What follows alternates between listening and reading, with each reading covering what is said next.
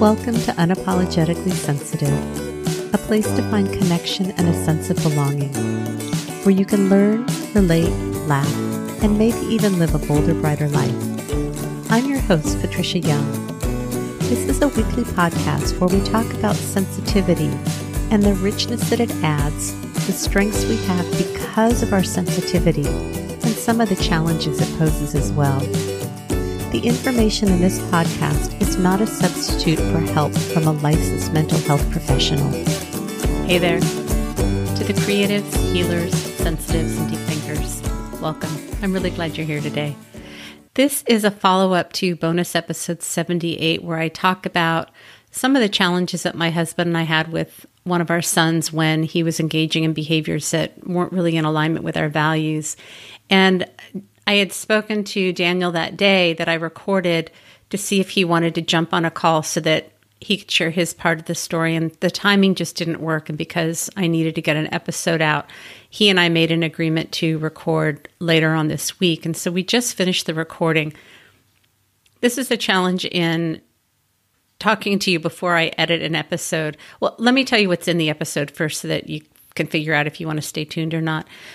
I talked to Daniel about when did this behavior start and why was it that you weren't honest with us. He has a message to parents about what he feels like is helpful for parents to say and not say. Because I just recorded this is kind of what I started to say. The challenge is that I haven't had time to process it, but I find that it works best to do the intro and the outro right after I record, and my intention is to try and get this out to you as soon as possible. So oftentimes when I hear it back, I've had a chance to reflect and I feel differently about it. So you're going to get my raw thoughts. He's 20 years old. I'm not sure if I'm going to cut some of the stuff out. It's longer than I anticipated. No digs to Daniel. We just talked and we really haven't had this type of extended conversation. But you can kind of tell that he's 20 and that he's defending things that are important to him, like the fraternity and using alternatives if you have anxiety. And so I haven't really figured out how much time I'm going to invest in editing this and what's relevant or not. My intention was so that you could hear his side. And part of me is feeling like, well, his side is this other stuff, and is this me censoring him because it's not in alignment with my values? And I don't have an answer for you right now, so we'll see what you hear. So, yeah, I'm tired. I have a headache. But it is a really interesting episode, and Daniel does give his perspective on what went on for him and how it was for us. And, you know, every parent and family gets to decide what works for them. So again, I want to reiterate that I am not advocating that this is the way to parent, that this is how people should do things. I'm just sharing what our personal family experience was. And if it works for you, great. And if it doesn't, that's okay too. I'm not trying to set a precedent on how anybody should parent. Let me tell you a little bit about Daniel. Daniel Young is a creative, quirky, and tattoo-loving student who's working on his associate's degree in studio arts and design. He writes his own music, and his music can be found on Spotify and iTunes under the name Young Dan, Y-U-N-G, Young Dan. In his free time, Daniel can be found hanging out with his friends, creating music, or tormenting in a loving way our dog Gracie.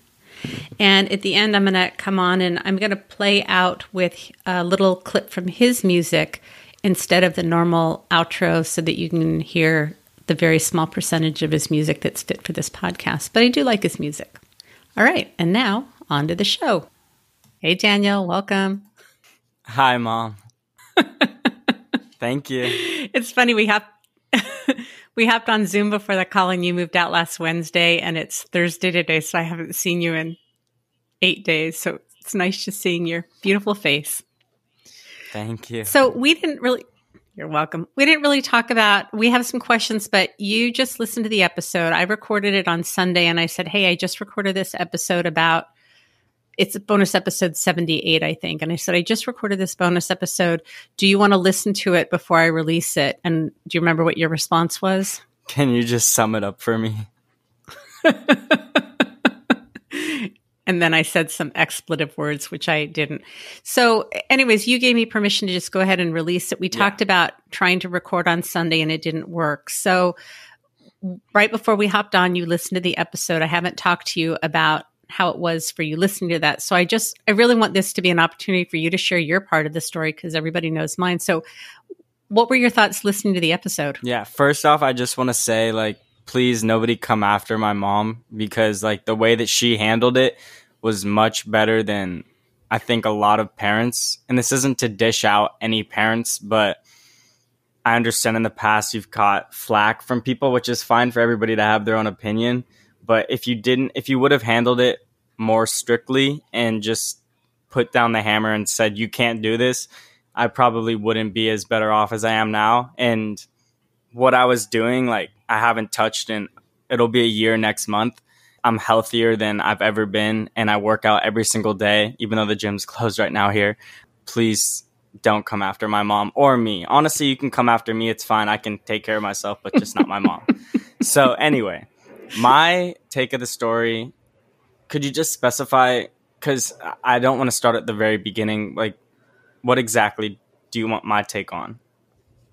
Well, the first thing I want to clarify is when I listened back to the episode and I'm talking about the night that you woke me up and I sat with you in the living room and then you went to lay on your bed and, I was laying there with you. A few times I said in bed. I guess it's correct to say I was lying in bed with you. I want to just make it very clear that would be really creepy. Yeah. So we were both on top. we were both on top of the bed. And they just had a Facebook post this week about your latest text would be a t-shirt slogan. And as part of that thread, what I said to you was that would be a creepy mommy. Yeah. Well, I have some specific questions for you. Do you want me to just ask you them or do you want to talk freely? Yeah, you can ask me them. I looked over the questions that you sent, but you can ask me.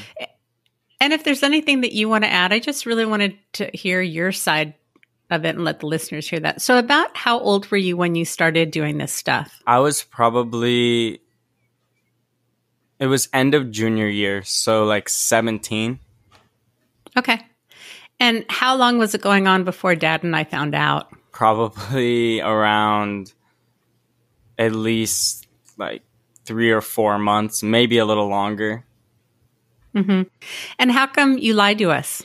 Because I didn't want to let you down, and I knew that you wouldn't like let me go out or something. Like you wouldn't traditionally ground me how other parents do, but I knew it was just easier just to like get away with it and not have to deal with the parental's view on it. Mm-hmm. Mm-hmm. What did you imagine would happen if we knew, like you said, that you didn't want to let us down and that you thought that we wouldn't let you go out, that we'd put you on restriction? I thought Dad would not let me play baseball, and I thought I couldn't go out and see my friends, and I don't know, you would just look at me like the menace.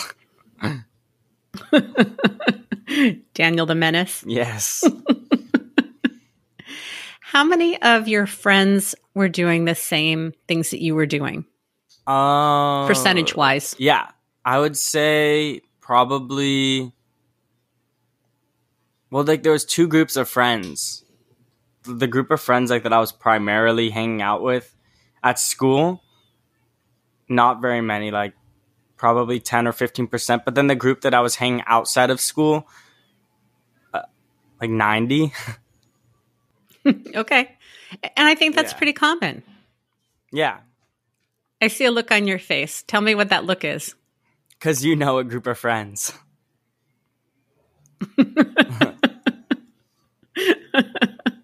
How was it for you when we first talked to you? Because we talked to you a couple times about some of the behavior. I felt really bad. I just wanted to go out and be with my friends, having fun. Because I didn't play video games. I wasn't recording music at the time. Other than baseball, there wasn't very much that I was doing at home. So I'd rather just be out with my friends. Mm-hmm.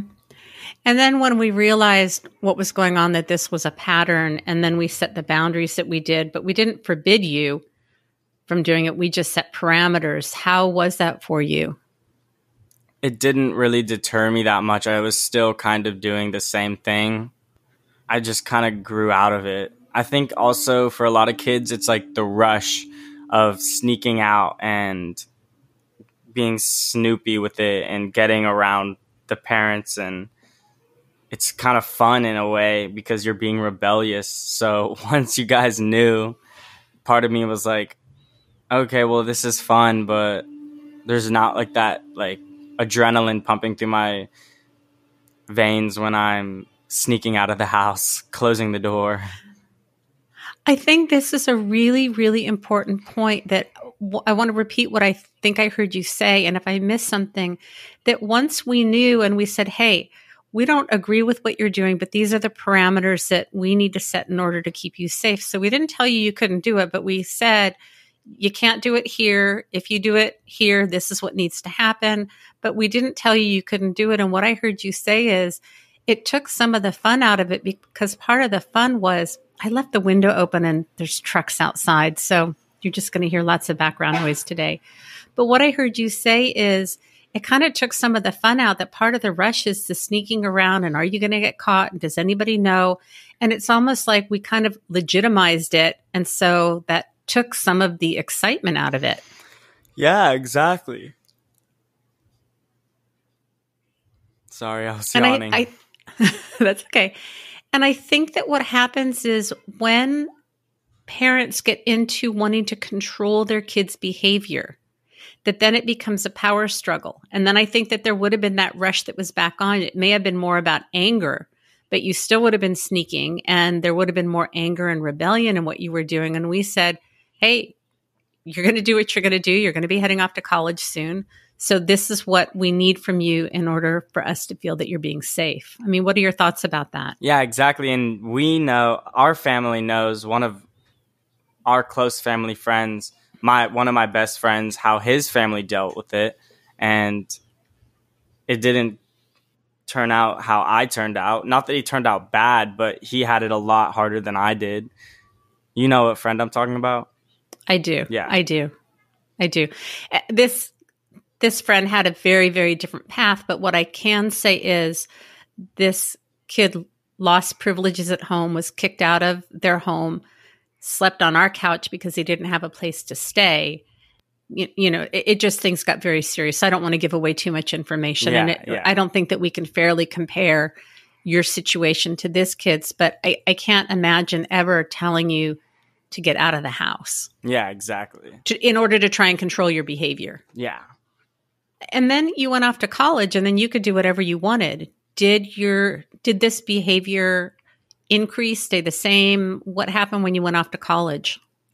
It honestly probably increased because I wasn't going to class and I was just in my dorm all day. But I really fixated on music. Mm-hmm. I just partook in these activities and then went back to my dorm and recorded music. Only went to, I think, 2 of my classes. So how was it?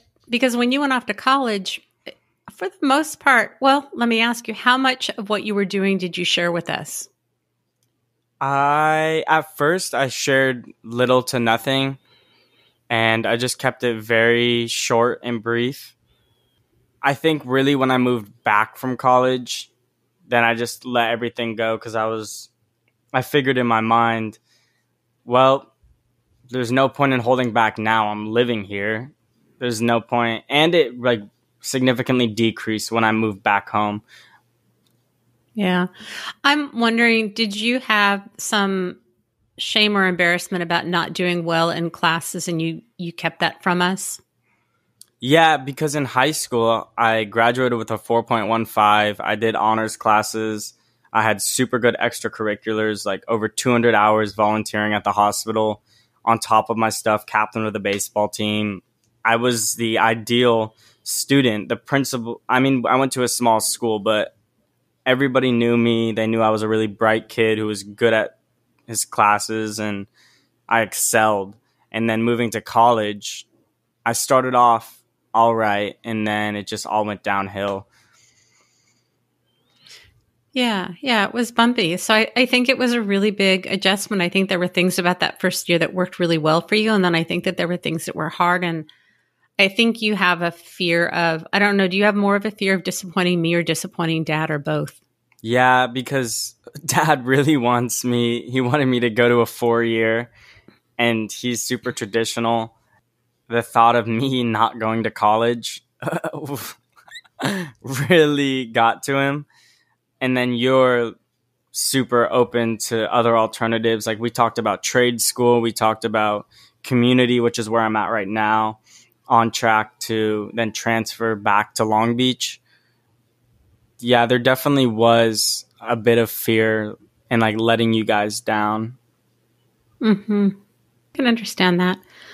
When you moved back home, and we sat down and talked to you about like this pattern that Dad and I have of, we tell you what we want, you go, yeah, yeah, yeah, and then you do whatever you want, and then we lose our shirt, and then you apologize. Both you and your brother. This isn't just you. This is about our poor parenting style. So I want to be very clear that this is on us. Yeah. And so when you came home, we talked about this, and so then we get mad, we lose our shirt, you go, I'm sorry, and then we start the pattern over again. Were you aware that that was kind of how we tended to parent you? Yeah, just because I grew up with it all my life. Yeah. More so Dad than you, just because when we were younger, we were really hard to manage. Mm-hmm. However, when we got older, you started to curse more. Uh-huh. And you wouldn't freak out as much, especially when you started to get into like the therapy life and being like a licensed therapist. Because you knew how to talk to us. But I remember there are certain times where I would get mad at you and I'd tell you, I feel like you're talking to me like I'm one of your patients. Do you remember that? Yep. Yeah. I do. And I felt so stuck because that's just how I talk to everybody. Exactly. So but I think you just said that in anger. No, because there were times when I was younger where I would view it like that. And I would be like, I feel like a patient. I can remember when your brother was really young, like, I don't know, first, second, third grade. And I said something, he says, how is that for you, mommy? That is the child of a therapist. So going back to what you said, did you feel like I was talking to you differently than I normally would when you said that? Or did you say that out of anger? Wait, I'm confused. When you told me that I was therapizing you. Yeah. Oh. Was I? Sorry to interrupt. It was out of a place of anger because I was just so used to like you just not telling me I was wrong, but just like stating a fact. And instead you were doing like the workaround and like telling me like a more progressive, like, I hear what you're saying. And also you do this thing where you don't tell me what's right or wrong. You let me make the decision. Because there'd be times where I'd tell you, well, do you think I should do this? Do you think I should do that? And Dad would just be, yeah, go ahead and do it. Or no, don't do that, son. And you would say something along the lines of, well, I mean, it's your path, not mine, which works for me now. But when I was younger and I had anger and I didn't know how to deal with it, I was just like, part of me was like, I just want you to tell me like that I'm right. I just want you to tell me that I'm wrong. So yeah, does that kind of answer? I don't know. Not really, but no, it's okay. So what I hear you saying is that when you were younger, it was really hard when I wouldn't give you an answer and tell you what to do, but now you have an appreciation for it. Yeah, I'm sorry. Maybe we should just cut this out. It's totally fine. Yeah. It's a real conversation. I'm really okay with this. Okay. And I have to say that just during COVID, before you moved out, there was a situation where I think you felt really torn about what to do. And I was very clear about what felt comfortable to me, but I wasn't going to tell you what you could do. And you got pretty agitated because I think you wanted me to either tell you, do it or don't do it. Do you know what I'm talking about?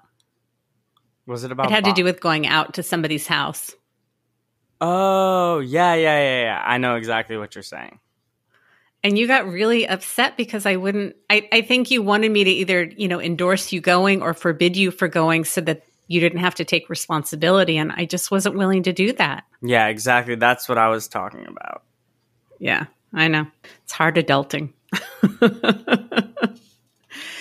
So when you moved home and then we had that really long contract that I wrote up that specified, you know, you need to get a job. This is what you need to do on a daily basis. This is how you're going to show us. You need to save money. We were very specific. How was that for you, having that to sign? It was good, and I followed it, honestly, not that long, because I would have friends over and we would do stuff on the patio. And then, yeah, I would also have friends over, like when you found stuff. Mm-hmm. I would say I stopped doing everything when I woke you up that one night. It was in August. So I had moved back home in May. So June, July, August, or June, July. So I only really broke the rules for 3 months, but I wasn't super sneaky about it. In a sense, I was sneaky because I didn't tell you guys. I didn't keep anything actually in the house. I made sure not to keep anything in the house other than what you found in the freezer, which wasn't even mine, but I still kept it in the house, so I was in the wrong. Because then after 3 months, leading up to those 3 months, when I was partaking in these activities, I just wasn't liking it more and more. And I was just, I found it to be more of a hassle, more of an uncomfortable experience, until one day my body just rejected whatever was going on. And then I just switched up my whole lifestyle, and I started working out with you. I started eating healthier. I just went cold turkey with everything that I was doing. And then now here I am almost a year later, and I still work out almost every day. I work a full-time job. I have thousands of dollars saved up that I worked for. I have an apartment that I live in. I'm coming home on Sunday, by the way. I know, you told me. Yeah. Yay. Do you remember what I told you in my text? Don't. I'm going to hold you till you push me off of you. Yeah. Not off of you, not creepy mommy thing. Yeah. Going back to the original question about how I felt about signing that contract, I was happy because I knew, like, now I can be trustworthy, even though I wasn't super trustworthy. I know. I didn't realize until just now that because I would find stuff. I don't go snooping for stuff, but I would find stuff, and then I would, you'd usually be at work, and I'd send you a picture of it, and then you'd make up an excuse about it. Kind of. Yeah, you you weren't honest with me. Yeah. It wasn't really an excuse. A lot of it were my friends' stuff that they just left. But yeah, I was, in a way, what's the word? I was lying. Yeah, lying. That's the word. And so what I heard you saying is that you realized that your body just started rejecting it, and you really didn't like how you were feeling, because oftentimes you would go up to Long Beach, and on the way home, you'd be so cute, you'd call us, you'd say, well, I did this and I did that, but I didn't do this. Like you would kind of call and report because we had an open dialogue. You're smiling. Talk to me. So it was nicotine. Back in high school, I would go over to my friend's house and I would smoke cigarettes.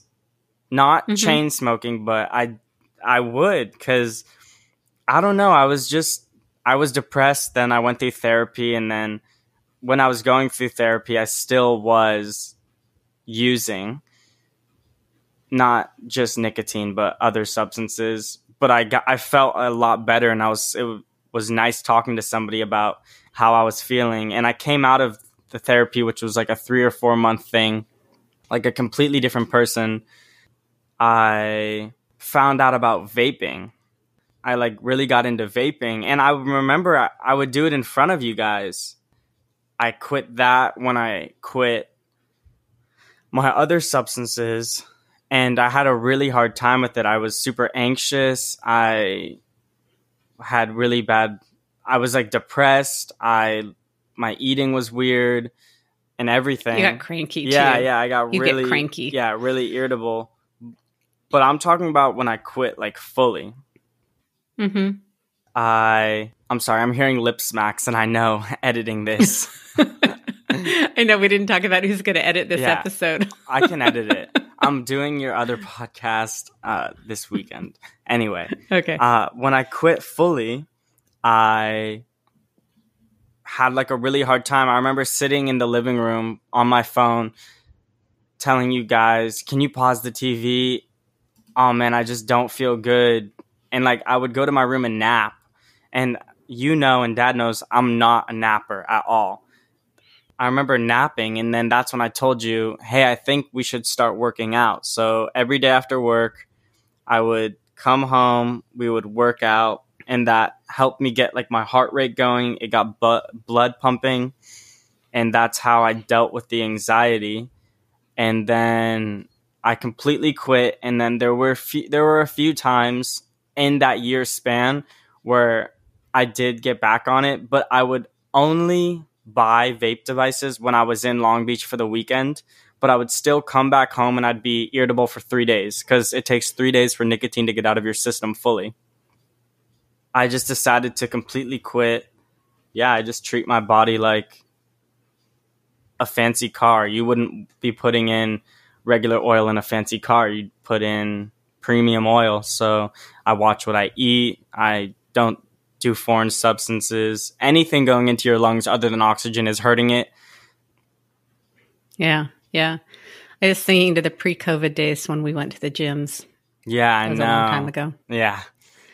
Yeah, you were really, once everything shut down, you used my weights and you were really consistent about working out outside. We have a big window, and so you like to use the window as a mirror. What would I like to do when you would be using the window as a mirror with the weights outside? She would do crappy TikTok dances. But it made you laugh. Yeah, it made me laugh. It made me laugh too. Dad thought I was bugging you. I said, he's laughing. He thinks it's funny. Yeah. What do you see with other kids when they go through similar stuff with their parents? Do their parents usually know that their kids are dabbling in stuff, or, to whatever extent? Do you think the parents usually know? I think it depends on how good the kids are at hiding it. Like there was just one night where Dad found something in my jacket, and when I woke up, it was just on the middle of the floor. And in my mind, I thought Gracie got to it. So the dog. Yeah. Mm-hmm.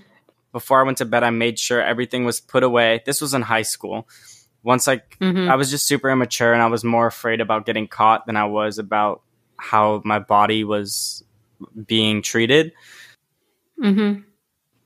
Is dependent on how close the kids are to their parents. Like I got super close with you guys, so I would tell you guys everything, probably more than any of my friends talk to their parents. Maybe Chandler. Just towards the end of everything, when I stopped, I just did not hold back. I'm also like a very honest person now, and there's no point in holding anything back, because at the end of the day, you guys say like no matter what happens, like you're still gonna love me. So it's like there's no point in holding back. Might as well just like spill the beans. But I'm sorry. Yeah, no, go ahead. How I don't think that other kids get treated and go through this the way that I did, because you guys really like were 100% on my side and were okay with how I dealt with it, and were super good on keeping me accountable, asking me every single day, so you're going to go to the gym tonight? Oh, good for you. Good for you. Oh, you don't want anything from Sonic? Oh yeah, that's right. You're eating healthier. So yeah. I mean, I don't feel like we put a value judgment on what you did. We just tried to reflect if you were doing things that looked like you were caring for yourself. Did that work for you? Because again, you're kind of your body, your choice. And I know that there are people that are listening that really believe in giving heavy consequences to their kids, and everybody gets to choose how they parent. And I think that there are some kids that maybe need a heavier hand than other kids, and that's really effective. So this isn't about judging how people choose to parent, but do the kids that you are aware of, do they get heavy consequences from their parents if their parents find out that they're doing stuff that they're not happy with? And how does that work? I'm talking back in high school, because now all of my friends were in our 20s. So we don't necessarily get quote unquote grounded because I think we're either moved out or we're just temporary living at our houses because of COVID. So back in high school, yeah, I do. I'm thinking about like how they would get grounded, and I'm also thinking about some of my other... Don't say the name. Yeah, I'm thinking about some of my other friends who their parents were a lot more traditional. We never really got grounded. We more got like restricted on what we could do, but I don't think I ever heard you guys use like the term grounded when we were growing up. We took privileges away when you were younger, more so when you were younger, but I really was more about talking to you about the consequences and having you make living amends if you made mistakes and making it up to us and things like that. Yeah. What can parents do if they find out that their kids are doing things that they don't agree with? And obviously there are extremes and there are safety issues, so every family gets to decide for themselves. But what would you recommend that parents do if they find out that their kids are doing stuff that, you know, they're not? And I want to be really clear, like if we could have controlled what you were doing and made you not do it, we would have done that. Yeah. But we knew that that wasn't realistic or reasonable and that you were going to be independent and doing what you needed to do soon. So what can parents do if they find out that their kids are doing stuff that they don't feel good about? What would you recommend? I would just let them know you are concerned and that I would not use the word disappointed. I would not use the word angry. I would not use anything that's not even like malicious, but just something that's going to make them feel, I don't want to say in the wrong, because in a parent's eyes, yes, you're in the wrong if you're doing stuff, especially if you're underage. For any kid, it's much more, not detrimental, but it's much more impacting when your parent uses words like disappointed, because that means that you let them down. When you use words like, I thought that you would have known better. Talk to your kids and let them know how you're feeling without making them feel like there's no hope for them to make you proud.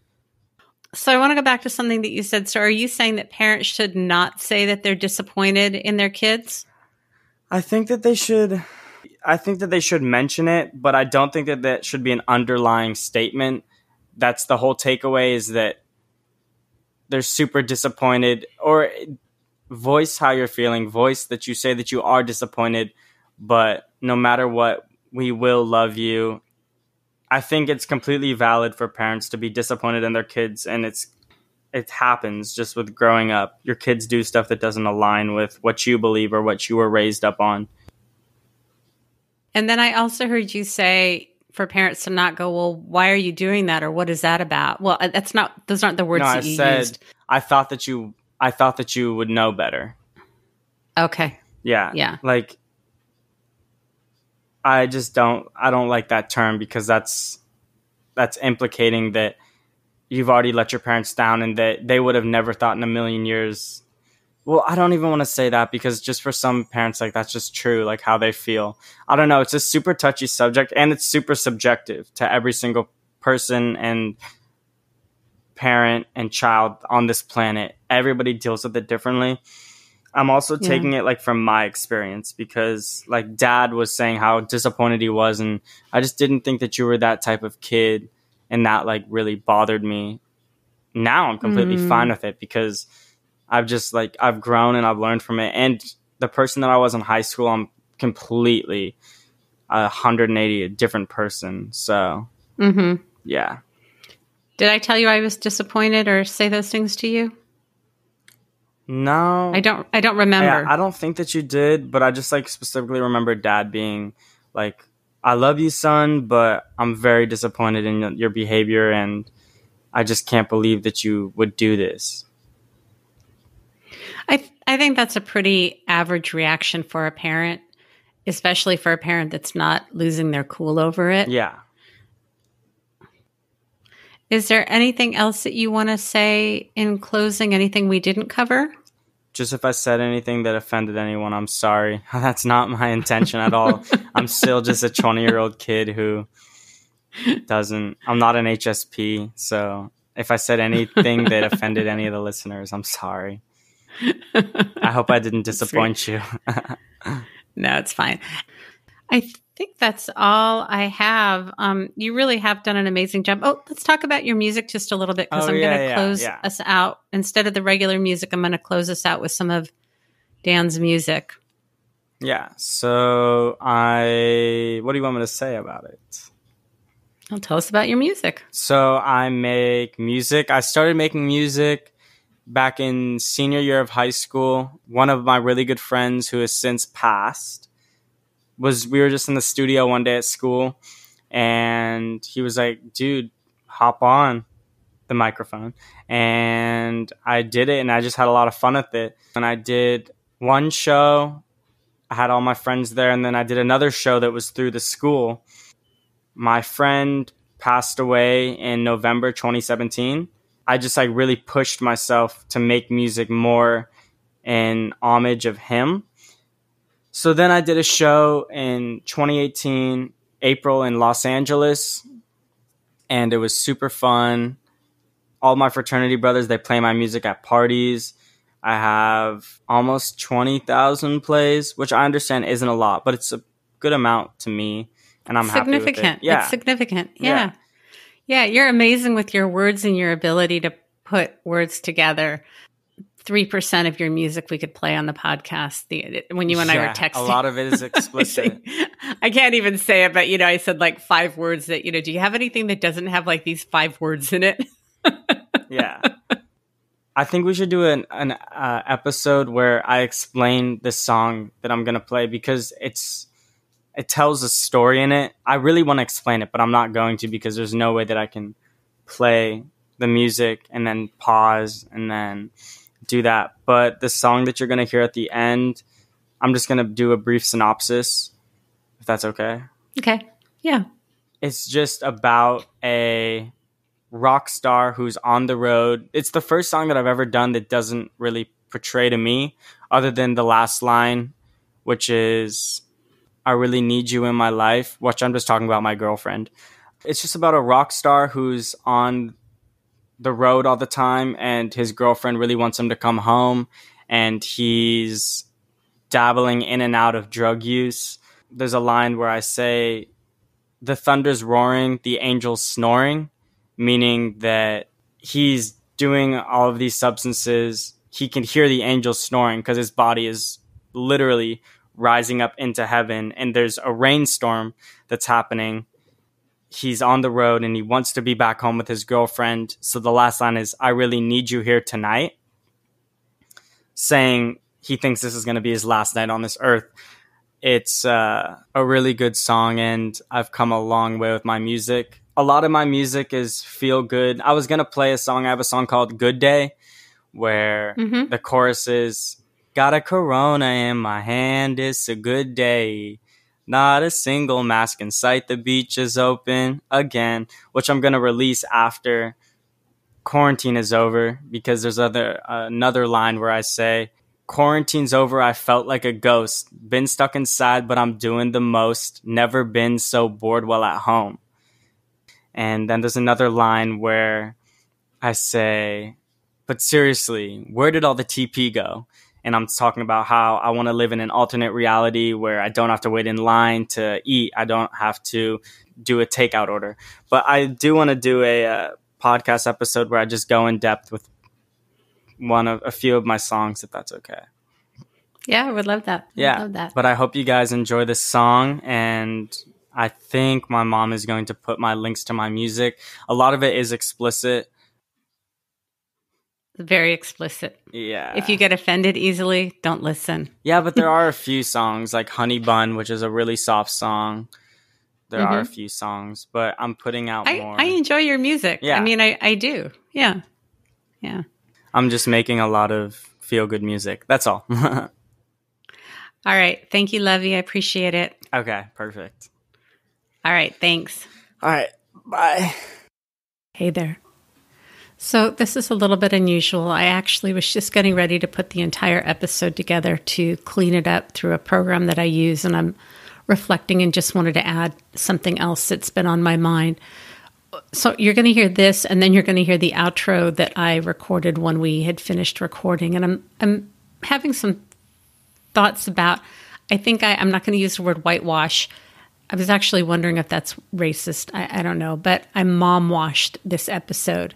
And what I'm sitting with is, did I have an expectation of how I wanted Daniel to show up, and am I censoring him? And I'm just going to talk about what my thoughts are in the moment. This may change, and if you really care, you can reach out to me and I'll tell you my thoughts in another week or two. And I need to talk to Daniel about this. There are a couple things that happened. We recorded longer than I thought that we would, and I think we both started getting tired. I have a headache, and what I noticed is that Daniel was giving lots of information, and I have a very short attention span, and so if I'm not able to pay attention, I kind of use that as a guide for listeners. This is not a dig against Daniel. And the place where I mom washed him is he went on, that's biased. He was talking about the misconceptions of being in a fraternity and the benefits of being in a fraternity. And in my estimation, it felt like he was being defensive, and I chose to cut. I'm pretty sure I cut most, if not all of it out. He also was talking about alternatives that somebody can use if they're feeling some anxiety that he's used that he finds helpful. And I just wasn't comfortable with that for a number of reasons. And so part of what I'm struggling with in the moment is I want people to be able to tell their story, and now I'm editing out his story. And obviously it's my podcast, and I get to do what I want to do. Am I doing this because it's upsetting the perception that I want people to have of me and my relationship with Daniel? Oh, and the other thing is finding out that he was engaging in some things that were really against the house rules that we set up. And that came up in the moment. And it's just going to take me some time to process it. And it's like, do I say I'm disappointed after what Daniel said about you don't want to say that you're disappointed?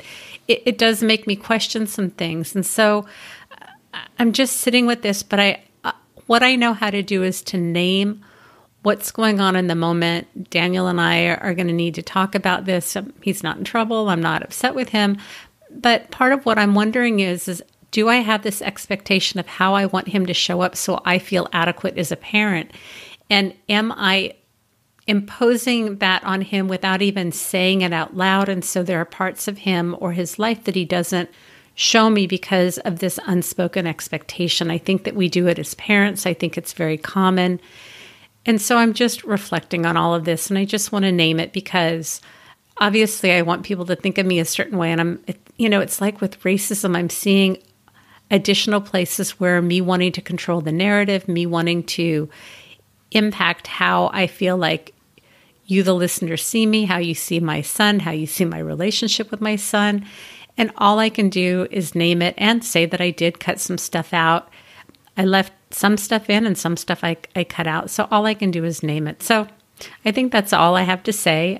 Here is the original outro, and then you are going to hear his music, which I just listened to, which I really enjoy. All right, here you go. Hey there. So I'm curious to know what you thought. I have such a vision for how I want my podcast episodes to go. And so I'm really, as a mom and a podcaster, I'm kind of grappling right now with how the episode went because I like things to be more linear and I haven't had a chance to edit the episode, so I'm not sure how much you're going to hear or not hear. But I did want to give Dan a chance to talk about his experience. So I really have no idea how the whole thing went. I do have links to Dan's music if you're interested in following him. He's also on Instagram. He's supposed to get me his stuff. We'll see if that happens. Yeah, this is Tired Mom. You're hearing Tired Mom today. I hope you enjoyed this episode. If you have any questions, please feel free to reach out to me. You can reach me at unapologeticallysensitive.com. Remember, sensitivity is nothing to apologize for. It's our superpower. Have a blessed day.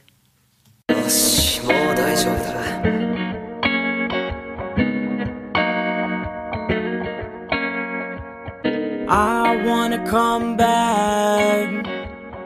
Don't leave me in the morning. I wanna come back to earth. Please don't leave me in the morning. Guess that my head's been stuck in the clouds, but it's about to be storming. I've got too many people I've let down. Been too busy exploring. I cannot wait till I return. This life without you is so boring. The thunder's roaring, the angels snoring, 'cause outside it is pouring. The thunder's roaring and I can hear the angels snoring. I just need you here tonight.